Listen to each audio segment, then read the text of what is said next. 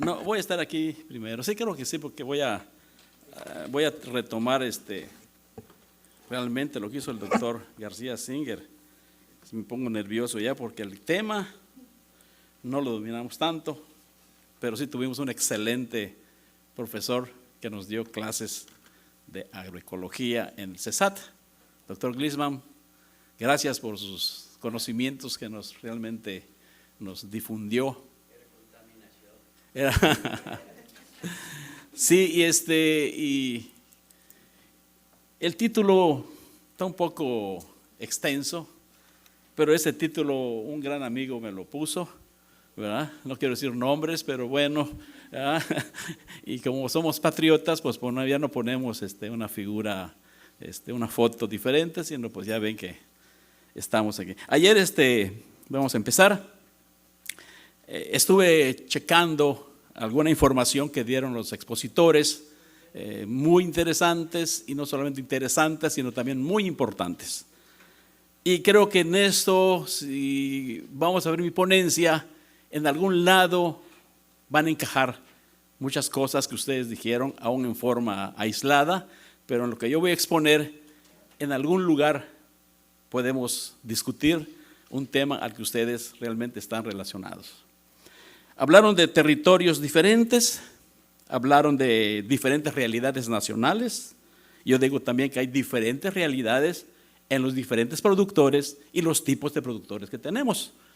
Entonces no podemos tener agroecología, como decíamos, si no tenemos el conocimiento de quienes están haciendo agricultura, agroecología en este momento.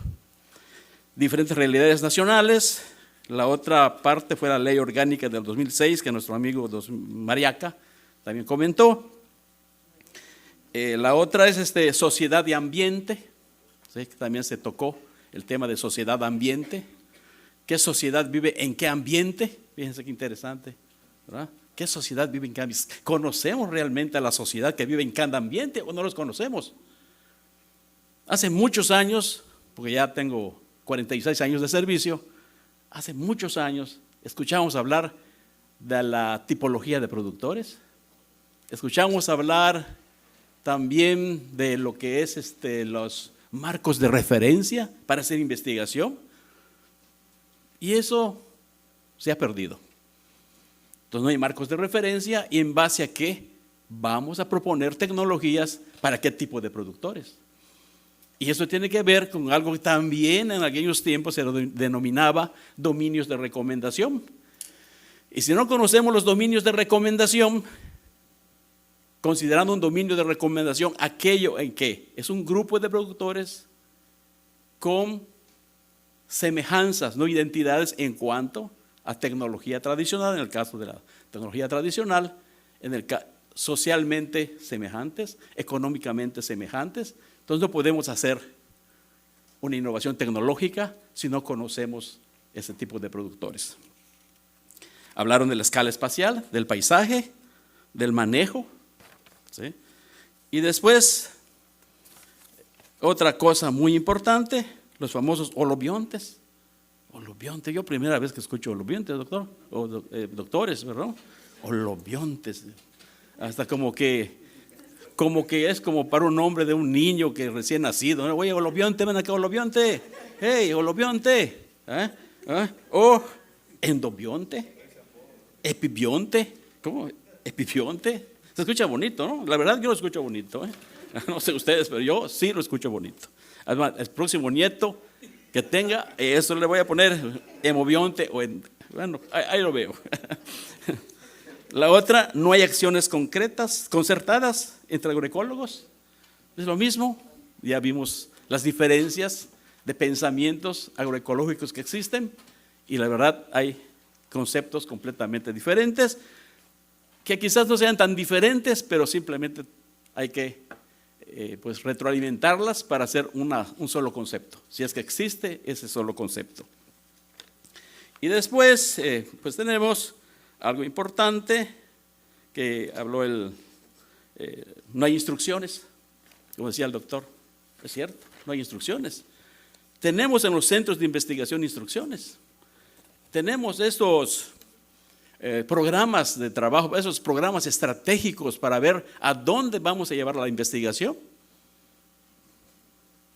¿Sí? Yo siento que no tenemos una estrategia realmente de líneas, pero líneas prioritarias para hacer investigación. En muchos centros de investigación, yo me acuerdo cuando decíamos hace muchos años, hay que priorizar, ¿sí? ¿Qué líneas de investigación o qué sistemas, productos vamos a realizar en nuestro instituto? ¿De acuerdo? Y no solamente qué sistema, producto, sino tenemos que entender qué disciplina tenemos que reforzar para que tengamos un impacto ante la sociedad. Y así se fueron haciendo muchos ejercicios, pero al final de cuentas, cuando venían los políticos en las mismas instituciones, nos decían, oye, fíjate que aquí están tus líneas prioritarias, pero oye, yo quiero que me hagas algo de cilantro, ¿no? O rábano, ¿sí? Entonces, pero era una cuestión de una decisión política de decir, oye, me dijo un productor que es un líder de productores que quiere que tú hagas investigación en rábano o cilantro, que no era una prioridad porque era solamente un productor y teníamos que hacer investigación en cilantro o rábano. ¿De acuerdo? Entonces todo esto es lo que, como un preámbulo para que, y además dar un tiempo, que mi tema es aparentemente muy corto, pero sin embargo vamos a empezar. Bueno, vamos a ver cómo suena. A ver, estos. Ah, chica, ¿cómo le hacen, Yo no había visto esto.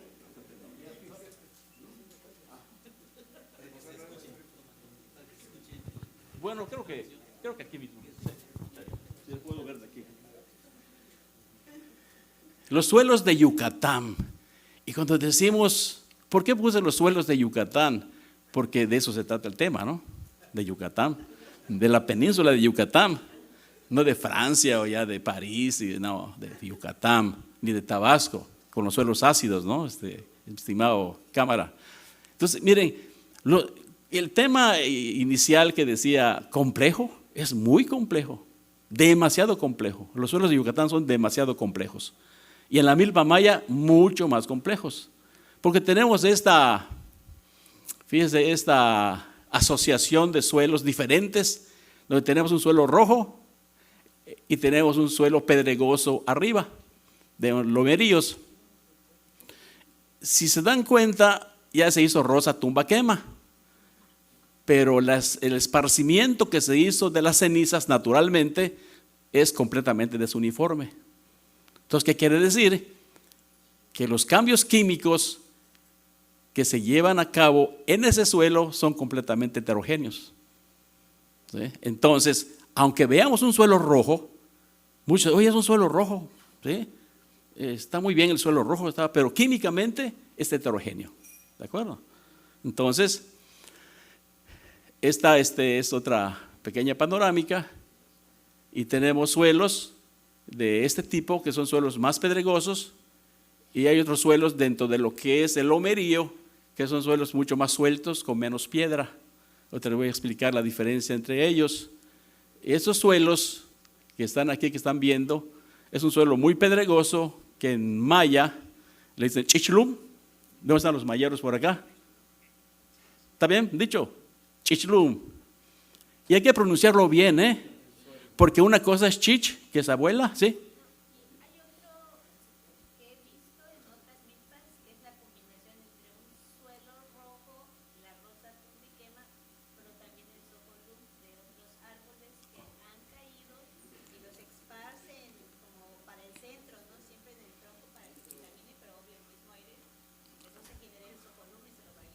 Ok, entonces, esta tierra que están viendo allá, ya se llevó a cabo la rosa tumba quema. Y ven un suelo pedregoso que en términos mayas se dice chichlum, más paisano, chichlum. Chichlum, pronúncialo bien, porque chich, abuela, chich, pájaro. Chichlum, chich, es piedrita, ¿no? Claro.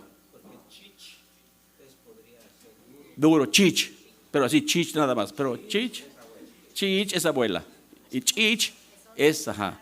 Por ejemplo, pueden decir, oye, ¿cómo ves a tu chich? ¿Cómo ves a tu abuela? Oye, ¿cómo ves a tu chich? ¿Cómo ves a tu pájaro? ¿No? No sabes, ¿no? Sin albures allá, porque Mariaca siempre anda pensando mal, ¿eh? Sí, siempre tú eres el polémico de aquí. Bueno, y luego, interesante también e importante saber que los suelos de Yucatán tienen un material madre, y este material madre es el Sascap. Es Sascap, le decimos Sascap, pero es Saccap, ¿no? Entonces, ¿qué significa? Tierra blanca, que es muy rica en carbonato de calcio. Y el carbonato de calcio es un problema muy fuerte donde vayamos. Esto es lo que hace la zona kárstica, que fácilmente se lavan, se desboronan y por eso se dan los cenotes, ¿sí? Entonces, ese Sascap, así como lo ven, es muy travieso. Cuando tienes problemas de Sascap, es que tienes mucho carbonato de calcio. El calcio, no voy a abundar sobre los iones y cationes, pero el calcio es un catión. Y el fósforo, como en la planta, absorbe fósforo en forma iónica, pero en forma aniónica. Es un anión. Entonces ese fósforo, que es asimilable en forma aniónica, lo atrapa el calcio y así ya no entra a la planta. Entonces, los suelos de la península de Yucatán, el 90% de los suelos son deficientes en fósforo. Así que nunca vayan a encontrar que hay mucho fósforo, al menos que apliquen fertilizantes. Pero es muy bajo en fósforo por esa relación anión-catión. La otra cosa que quería comentarles es el nitrógeno, uno de los elementos esenciales, primordiales para el maíz y para todas las plantas, en las cuales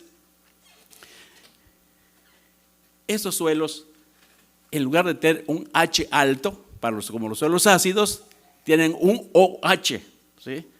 Un OH alto. Ese OH que es alto, es un hidroxilo.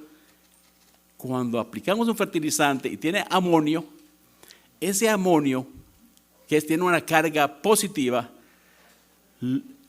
le quitan un hidrógeno por el OH se convierte en agua y el amonio se convierte en amoníaco y se evapora.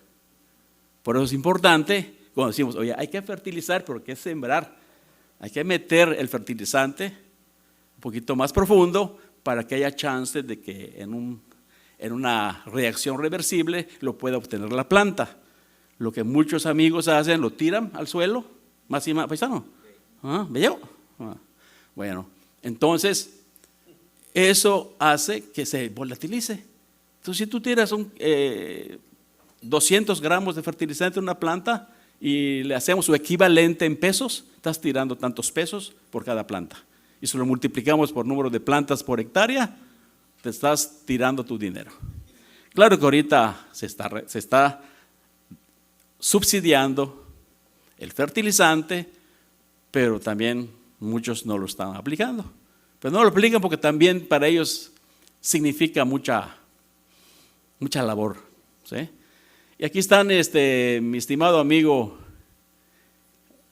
Bernardino, nos va a prevenir de que lo que digamos aquí en cuestión maya sea la verdadera maya.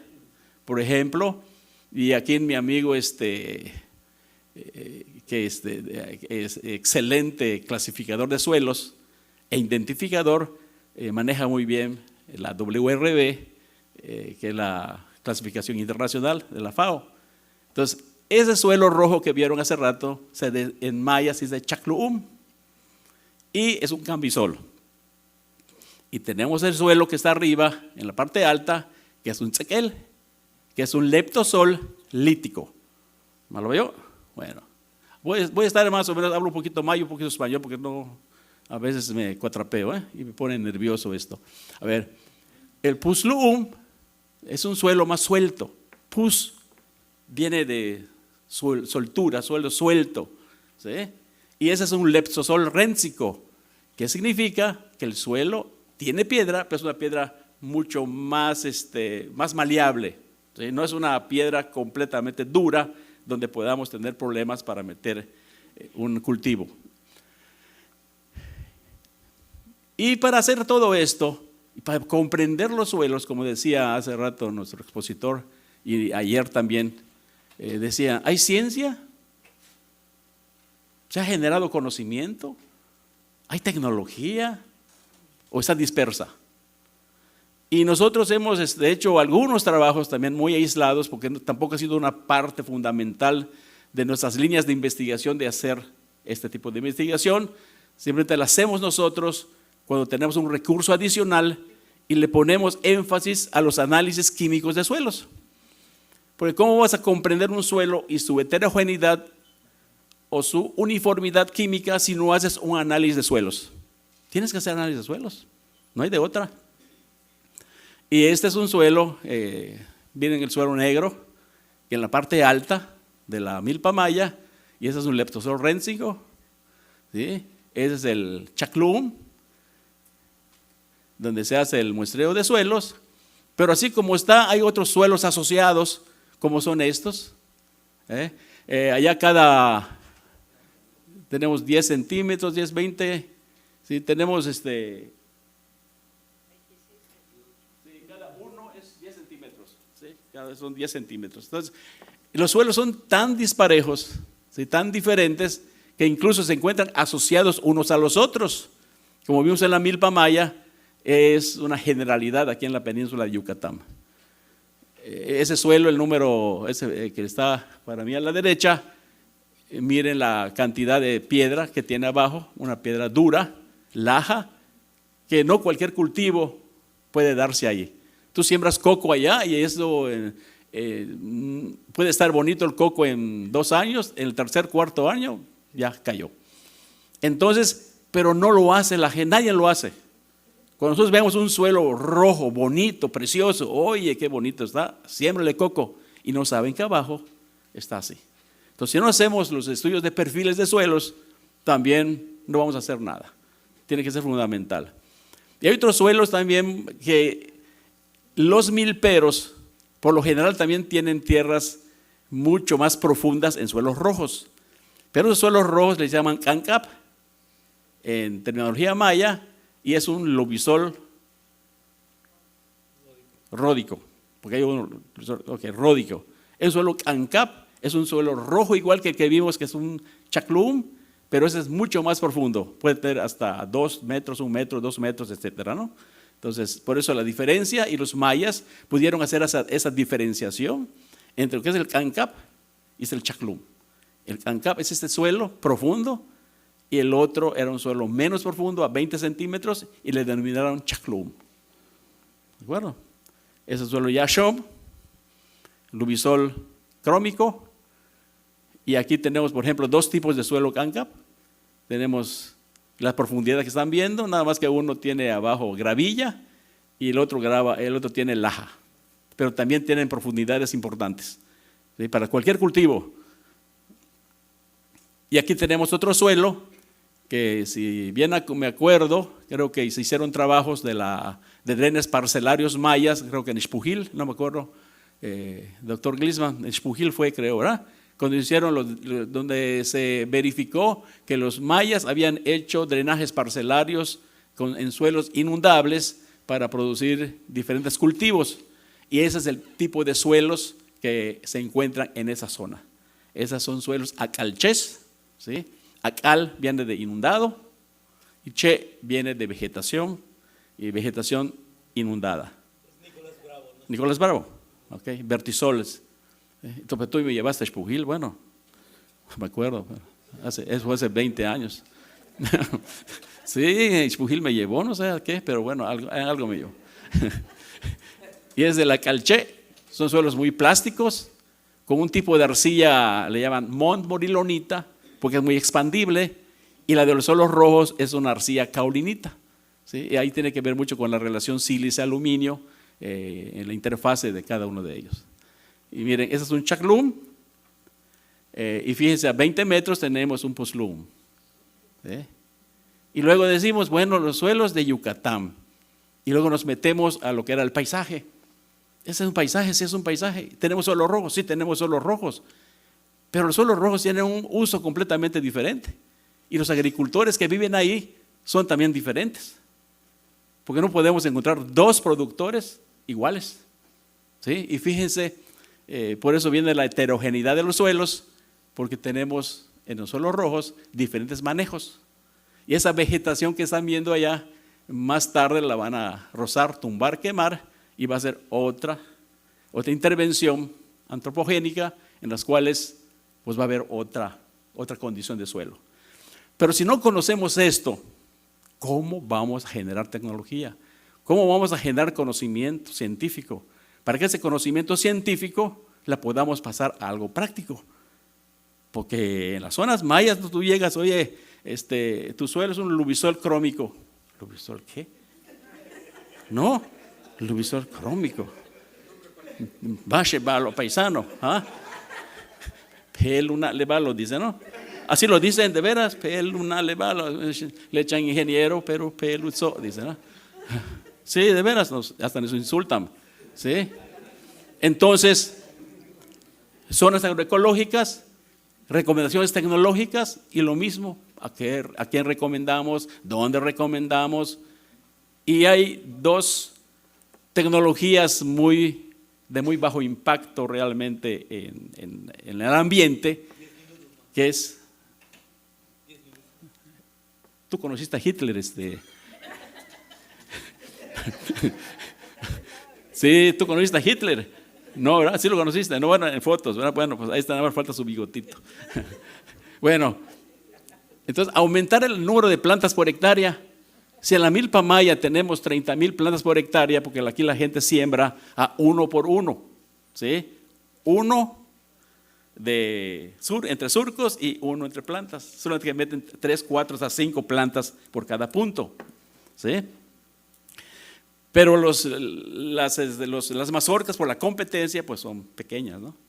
Pero sí pueden obtener hasta 800, 1 tonelada por hectárea. Porque el maíz que se emplea es un maíz también tradicional, maya, que puede ser shnugnal, que puede ser shmejenal, que puede ser el naltel, que puede ser el tzitbacal, muchas. Entonces el agricultor aprende a manejar sus tierras con sus diferentes variedades que él tiene tradicionalmente. Y lo otro que también la primera vez que lo escuché fue con el doctor Glissman, como estábamos en la escuela, sobre el uso de micorrizas y bacterias, Azospirillum en este caso. Y aquí, por ejemplo, miren, ese es un señor que maneja muy bien su milpa y conoció en un día de campo que hicimos las densidades de población que se pueden aumentar, y aumentó su densidad de población y lógicamente obtuvo más rendimientos, porque es un poquito más de semilla que te lleva a aumentar la población, ¿sí? Y nos da más rendimientos. Pero también comentaba el doctor Mayo una vez en una ocasión que si no tienen un espacio suficiente entre surcos, entonces no van a poder hacer la interacción calabazas, frijoles, etcétera, ¿no? Pero bueno, esa es una tecnología que te puede aumentar la producción. Y la otra, el uso de micorrizas. Ahí vemos allá unas hifas, los cuales ya invadieron, son hifas lógicamente benéficas, invaden la raíz, y esas hifas, hilitos que están viendo, están transportando agua o solución del suelo con los nutrientes a la raíz y de la raíz a la planta. Y de la planta viene todo el proceso metabólico, y etcétera, ¿no? Y también experimentación que se ha hecho con Azospirillum. El Azospirillum es una bacteria fijadora de nitrógeno que tiene la propiedad de agarrar el nitrógeno atmosférico, meterlo a su metabolismo, procesarlo y sacar el nitrógeno como si fuese fertilizante, pero es biológicamente importante, ¿no? Entonces esa es una Azospirillum, y también esa Azospirillum tiene la propiedad de generar auxinas para que los pelos radiculares aumenten en cantidad. Y por lo tanto la raíz pueda tener la propiedad de absorber mucho más nutrientes que sin el Azospirillum. Esto siempre se ha comentado que la fijación de nitrógeno se podría deber solamente a lo que era el famoso Rhizobium con las leguminosas. Sin embargo, el Azospirillum se asocia muy bien con las gramíneas. Este es de un cuadrito que no voy a abundar en él, donde tenemos, ahí Allá arriba solamente. Aquí como lo. Aquí. Ok. En este vamos a ver nada más. Es un suelo cambisol, es un chaclum, donde se hizo continuo, el uso continuo sin quema, y nos hicieron 1, 2, 3, 4 tratamientos. El 40-100-00 es fertilizante químico completo. Luego tenemos azospirillum y micorriza solo. Luego tenemos azospirillum y micorriza y le bajamos la dosis a lo que es la fertilización química. Y también en este la aumentamos un poquito más.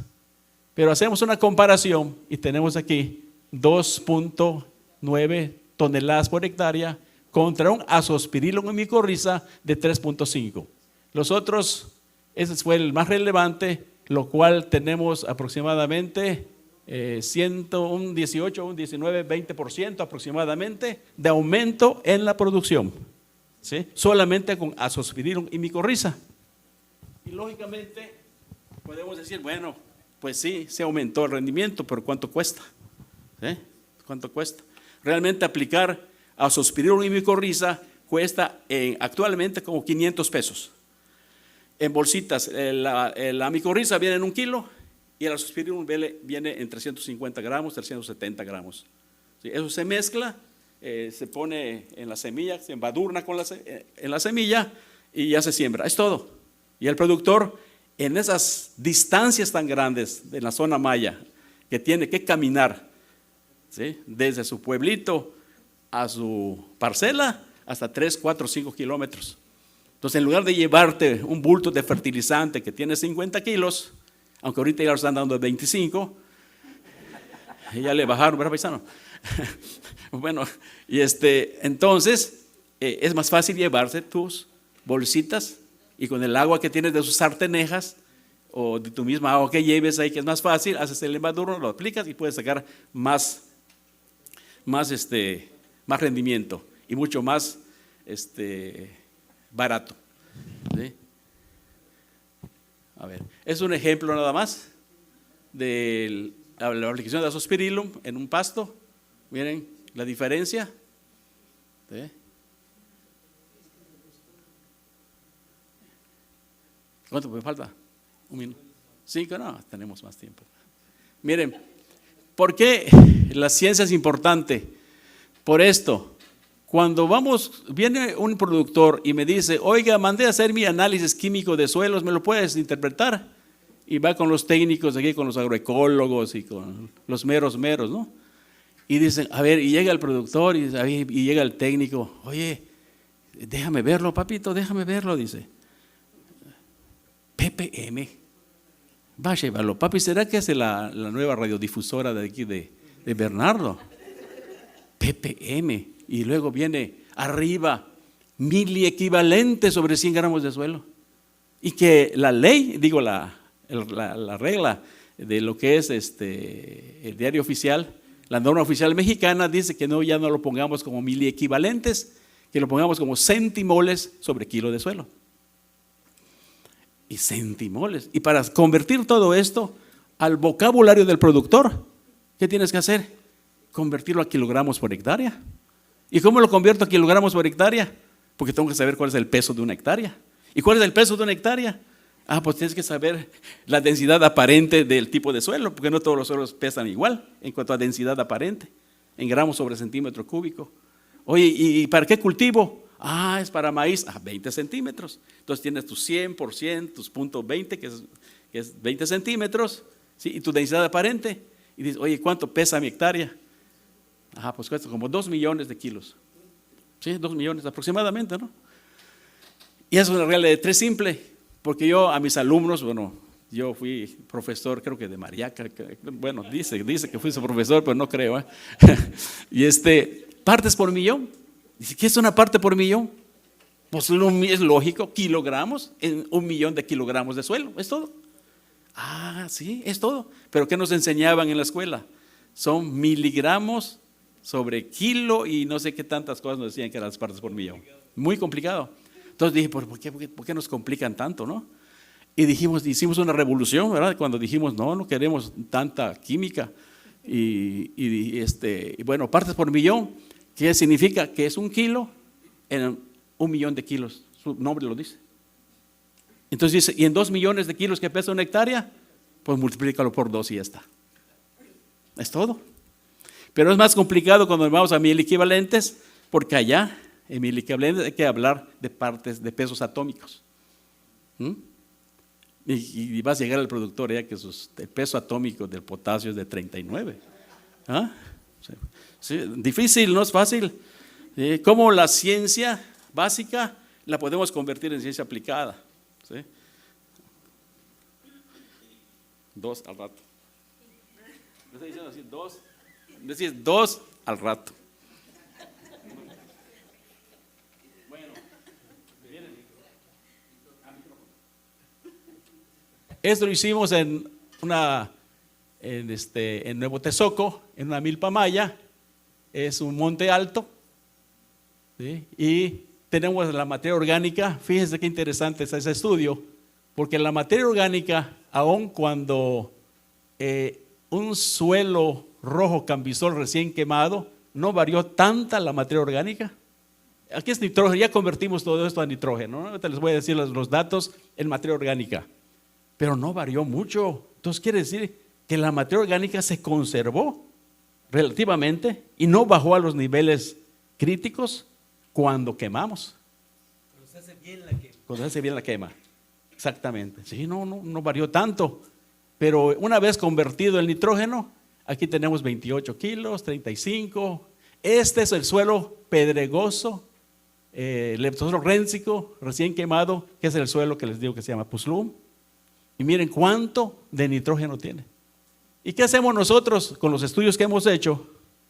Ha hecho un servidor. Hemos notado, en concordancia con la literatura internacional, que para producir 24 toneladas por hectárea de maíz, necesito 20 kilos de nitrógeno dentro de la planta. Por lo tanto, si yo quiero sacar 4, necesito 80 kilos de nitrógeno.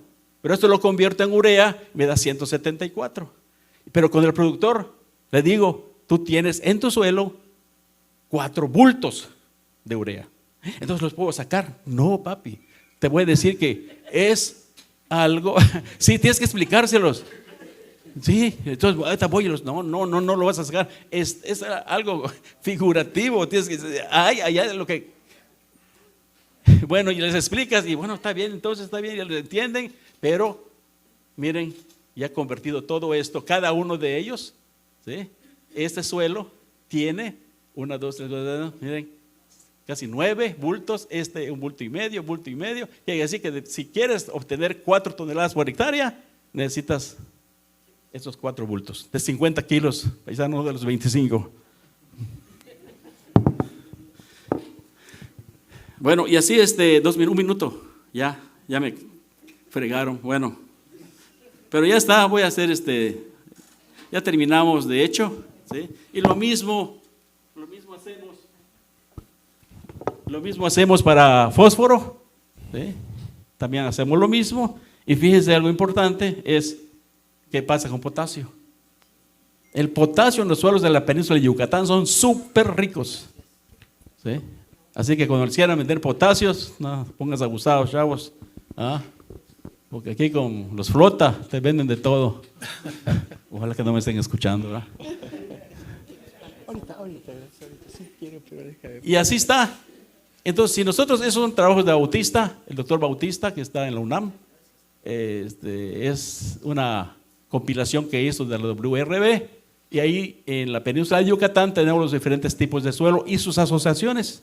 Entonces, imagínense que en cada tipo de suelo y su asociación conozcamos a los productores que viven en esa.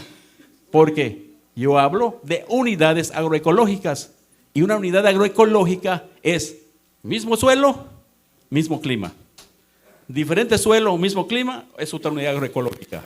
Y así en forma contraria, ¿sí? Entonces, si conociéramos a los productores que están en cada zona agroecológica, entonces ya podemos hablar de que conocemos a los productores, conocemos su tecnología, ¿sí? Y hay que convivir con ellos, ¿sí? Eso es en Chapap, donde creo que hay una muchacha que conocimos allá que está trabajando aquí. ¿Sigue? ¿Sí? Bueno. O ya la corriste. Y Pues- yo creo que es todo. Muchísimas gracias, Jorge, muy amable por esta